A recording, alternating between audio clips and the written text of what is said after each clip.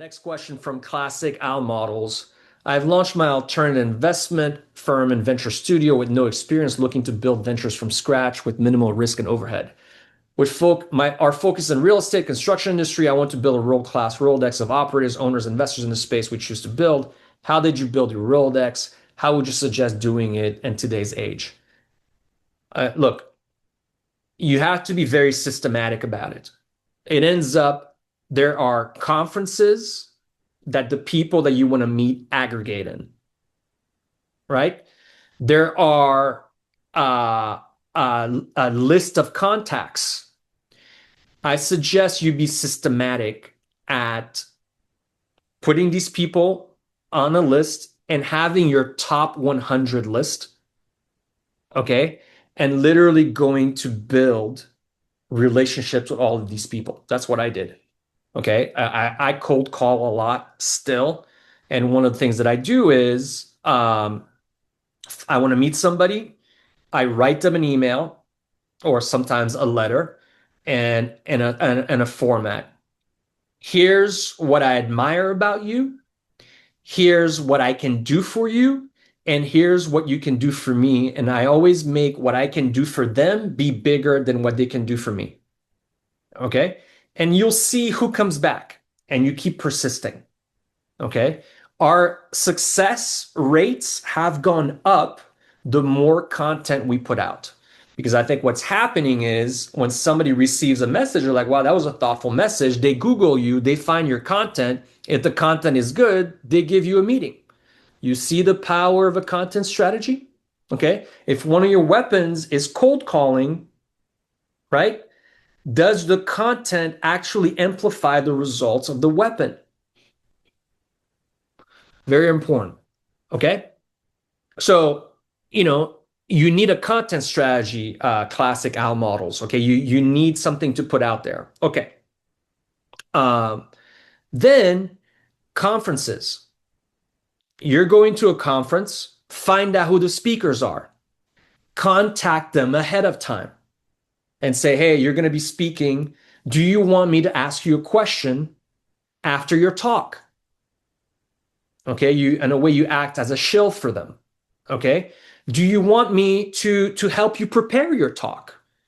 Okay, this is you got to be proactive. There's no such thing as you being sitting on your couch and expecting somebody to come and reach you out. Okay, you got to shake things up. You got to go make things happen. It takes a lot of work to build a network. A lot of work. Okay, are you spending time at those conferences then? Are you meeting people? Are you hosting people? By the way, a very important practice at a conference is be the connector at the conference. So you're talking to somebody at the conference and you're asking him a question. He's saying, and the person says, I'm dealing with this problem.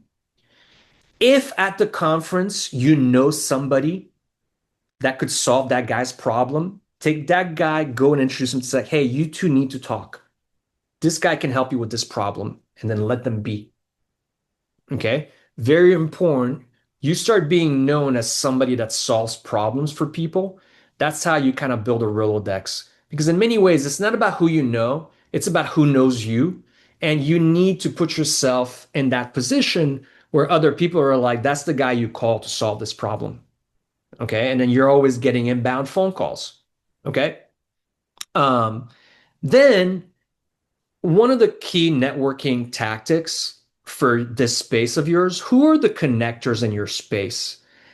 So in the real estate space, for example, sometimes it's the brokers. Those guys are extroverts, they know everybody. Do you know one of those guys? Have you added value to him? Is he willing to open up his entire Rolodex to you? Right? It could be a banker, it could be a lawyer. But those guys, other than for legal work, lawyers are sometimes the best connectors.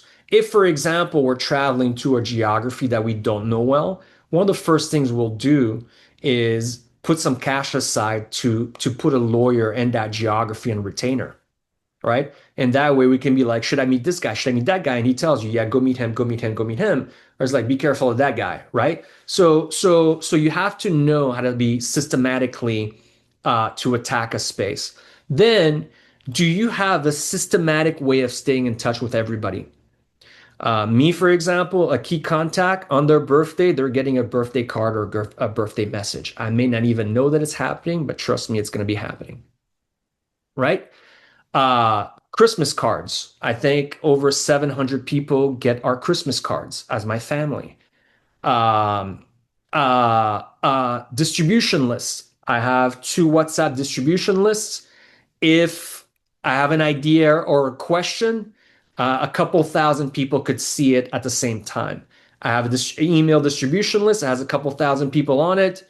If I say I'm doing this, a couple thousand people see it. Okay.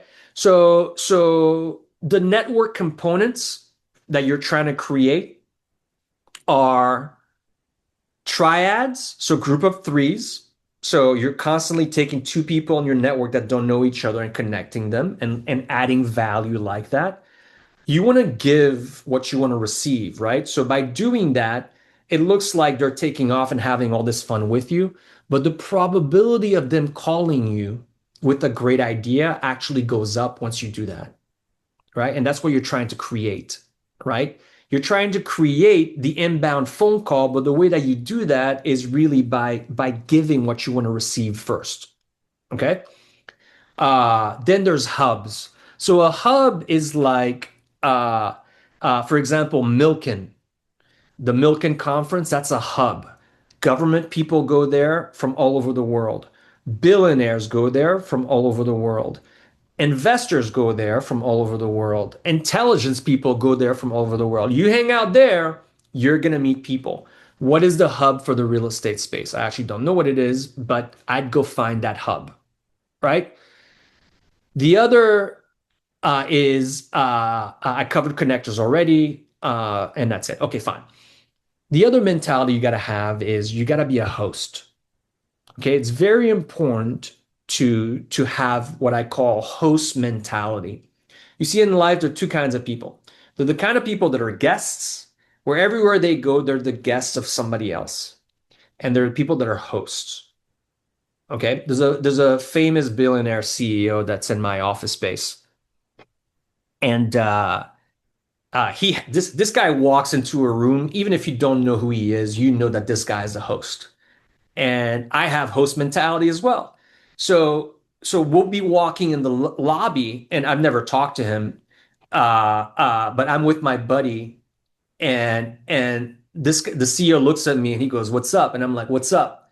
And we both walk as if we're the host. And my buddy goes to me, "Did you just WhatsApp this guy?" Like, because my buddy knows who he is. But again, are you the kind of person that if somebody walks into your reality, you're the host? You're the one taking care of that person. I just had there's an amazing